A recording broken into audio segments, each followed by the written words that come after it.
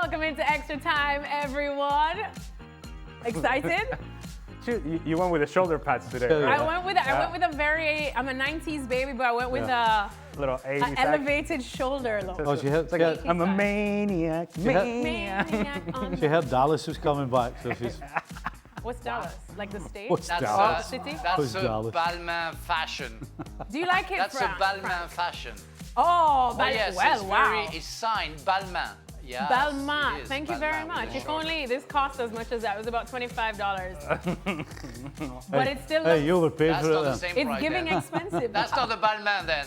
No, but Frank, anytime. That's definitely not a Balmain. I know, as we say in Jamaica, your pockets run long, so anytime you want to send me a balma, anything, it could be a hairpin, I'm here. I'm here. All right, let's start off, shall we? What's more confusing, Pochettino's player selections for this window, trying to figure out the style of soccer that Poch is trying to play, or Poch's post-match comments? Ale, we'll start with you. You already look confused. Easy peasy, that, Well, isn't it? Easy peasy. I'm going to put aside the player selection because we can have a whole separate conversation on that. But the scary part, as we mentioned in the show, is that we don't quite know exactly what any group of player that he calls in is trying to do. We don't know yet what the game plan is for the United States under Mauricio Pochettino. But I think I have to say, his post-match comments are just not close to reality.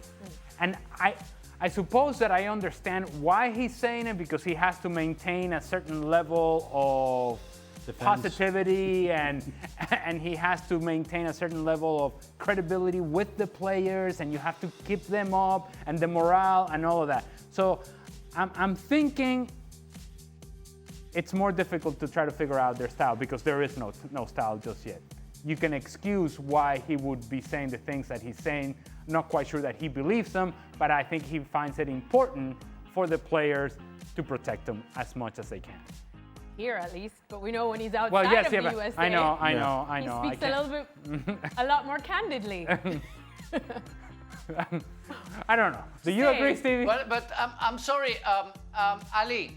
I'm sorry, I have a question. You know, when we saw Spain playing and you saw United States playing, and do you think, how much is the influence to De La Fuente style of playing for Spain and tactic that he plays, and Poch influence on the American no style playing, and the fact that in Spain you have fantastic players and not so much for the American team. So the fact is, it can be complicated for a national team coach to find a way or a style to play if you don't have the players to do what you want them to do.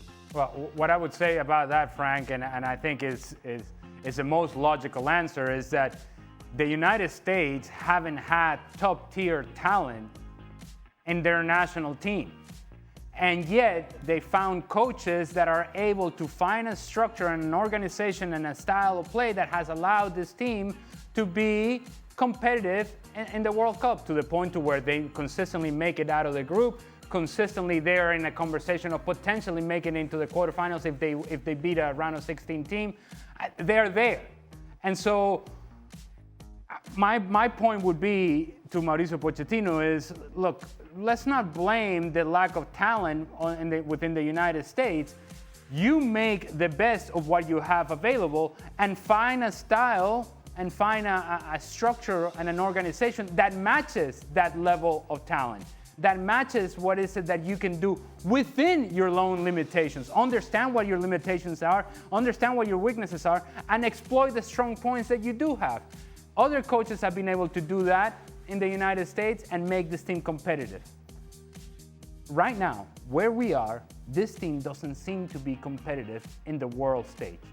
That's what we have seen according to the evidence that we have seen so far under Pochettino.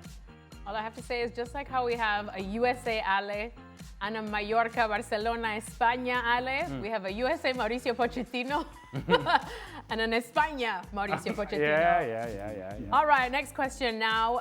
Is Pedri too good to be playing as a central midfielder, and should he be moved closer to goal to let his talent shine? Ale, as president of the Pedri fan club. Well, I'll pass it on to Stevie. Oh. If anybody moves Pedri from where he is, they want to stick him in an island on their own and leave them there. He's that engine. That's what they need to do. If anybody tries to change this kid, they want stuck in a cannon and fired somewhere. He is the class player he is because of where he plays. If you try and be clever and move him further forward, then you will negate some of the ability and certainly the vision with some of his passes from the middle of the park. You'll destroy that. And you have to trust that he can read the game accordingly when he can join in the attack. Allow him to feel the game, which I think we can all agree he has a good feel for how things are working in front of him, and he'll be able to make that decision and that determination.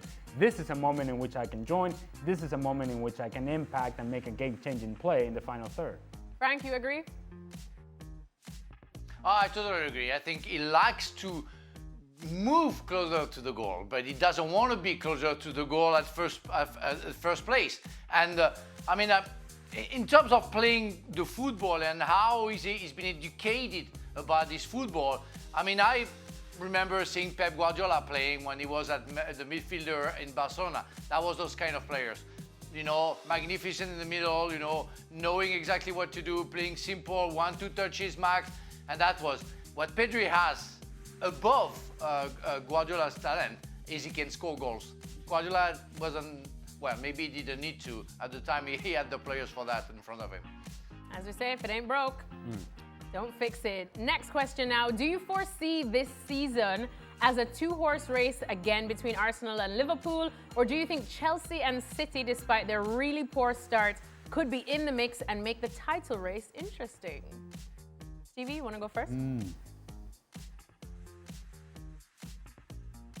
I don't want to say it looks like a two-horse race too early, particularly because both Liverpool and Arsenal, in terms of the way they've played the game, haven't been anywhere close to their best. But then maybe that's another reason why it could be just a two-horse race. Because if if they ever get to what they're capable of, then I don't think the rest are able to stay with them. I mean, so it is a two-horse race. I'm trying not to say that. Fine, yeah. It's just the way City and Chelsea are. I don't see City changing. Well, City are not in the race. I just don't see them changing. They're not going to find this consistency and dominant play the way they had 2 and 3, 4 years ago when they won the league.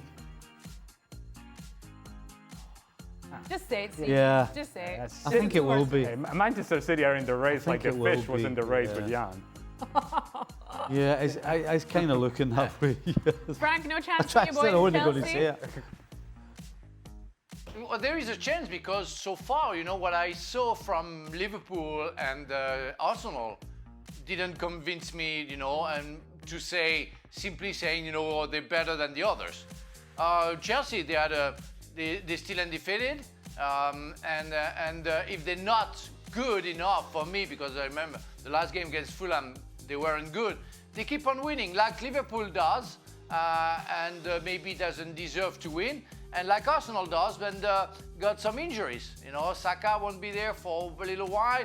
How it's going to work? I'm not really convinced about everything working for Arsenal. So it's an open door. Yes, it should be a two-horse race, but you always have a guest, and you never know which one's it's going to be. Either City, Chelsea, maybe Newcastle. We'll see. Yeah, what do you mean? You always have a guest. We haven't had a guest in a while. It's been a two-horse race for a while. All right, next question now from Stevie Nichol's personal assistant. Oh, love all that. right. Stevie, well, no, this wasn't just for Stevie. This is for everyone. Are these consistently awful team selections with the U.S. men's national team?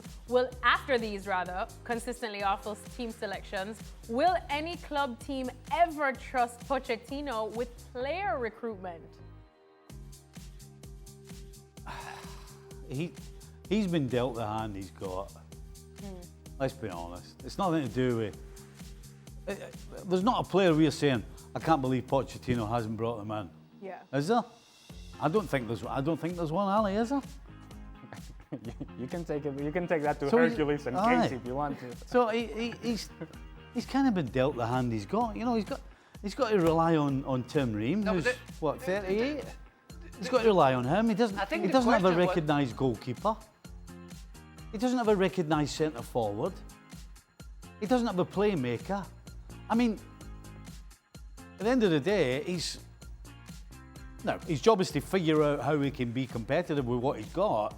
But in terms of recruitment, he's got the hand he's dealt. And of course, for clubs, the pond is a lot bigger. But also, it's also fair to say that they should be further ahead than what they are right now under Pochettino. Exactly. I don't know what the shoulder shrug means, but Well, because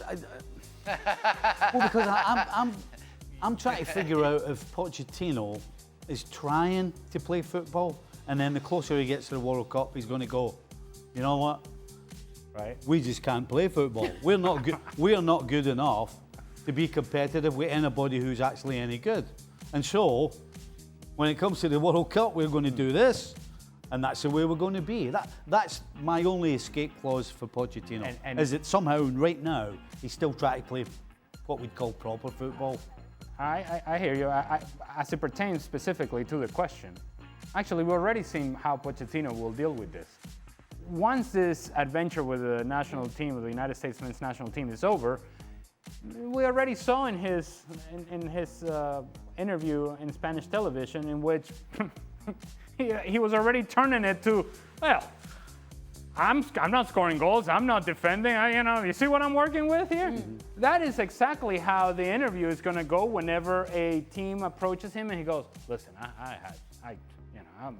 I'm limited with what I could work with, and so tell you what, I think we have access with your team and with your ability to find players and our scouting team. We're gonna find the right pieces, and let me tell you, I'm your guy. And watch this beautiful PowerPoint presentation that I'm about to put on for you. This is gonna be amazing, and I'm gonna talk to you to death, and I'm gonna be able to convince you. And by the end of that meeting, the guy has the job, not because of whatever he did or didn't do with the United States national team." All right, final question now, and I really wanted to get to this one because I find it's kind of interesting. And Frank, I'm going to start with you. Radvin wants to know, did any of the guys have any jobs before becoming football players? Frank, were you working at Balmain? No, I wasn't working at Balmain, but I was a commercial. I was selling clothes, Italian sport clothes, and Carlo Ancelotti was the image, the ambassador of that brand. And I was very proud. And when I saw Carlo, and I said, I was selling stuff, with your face on it, and I was very proud because I really loved Carlo when he was playing for AC Milan. I was selling, Italian brand sports clothes for like a year and a half, when I was in Meaux before signing for Laval, my first professional club, Wow, a future World Cup winner with humble beginnings selling Italian sportswear. Stevie, what about you? Oh, you look God. like a man of many hats. I had a few. You had a few. I knew it. List them off. I worked for a milkman. I used to deliver milk. Oh, And then on bike, on foot. Oh, I used to jump off the back Ken of Bates? the milk truck. Oh, they had automobiles in your town. Well, the reason I didn't stay there long was because I jumped off and ended up all across a dozen pints of milk. I was like, I can't be doing this anymore. Then my next job was washing walls in a factory.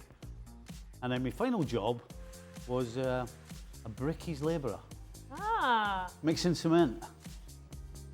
So if we need any household repairs, you're the man to call. No, absolutely not. If you need milk, forget it. If you need anything clean, forget it. And if you need any built-in and built, don't use my cement. Okay.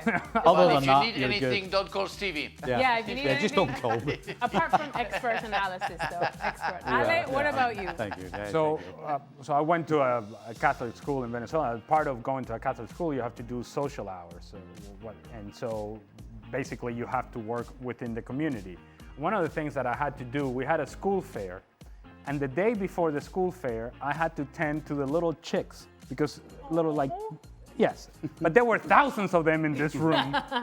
And let's just say, they're cute, the one, but when it's 1,000 and all of them are doing what they do, it's not pretty. It's not fun. It's not fun. And all the little chicks going, yeah. Beep, beep, beep, beep, beep. You're driving yourself crazy. I was there for, I would say, well, it was a whole day ahead of the school fair the next day. I completed my social hours with that and my community hours with that. But I honestly walked out of there thinking, I never want to see a chicken again. Like A lot of poop. Yes, well, of So course. farms are not for you. Well, no. Oh, you wash your hands since. Well, yes. But I mean, since then, just grill the chicken. I don't want to see the actual chicken. Oh, not Yeah. a little pew-pews. I don't want to see the actual Favorite chicken. food? Chicken nuggets. Oh, yeah, but you're not eating the Oh, chicken. there were a bunch of chicken nuggets walking around. Oh. And then when people the next day when they won themselves a chick, they're like, oh my God, this is so cute. That's not cute. It's not cute. That's actually. not cute. No, Wow. it's not cute. I think they're adorable. Well, yes, one, but not a But thousand. not a thousand of them. All right, there you have it. Now you get to know our boys. Look how multi-talented they are. So much so that they'll be back again tomorrow for ESPN FC. Make sure to join us then.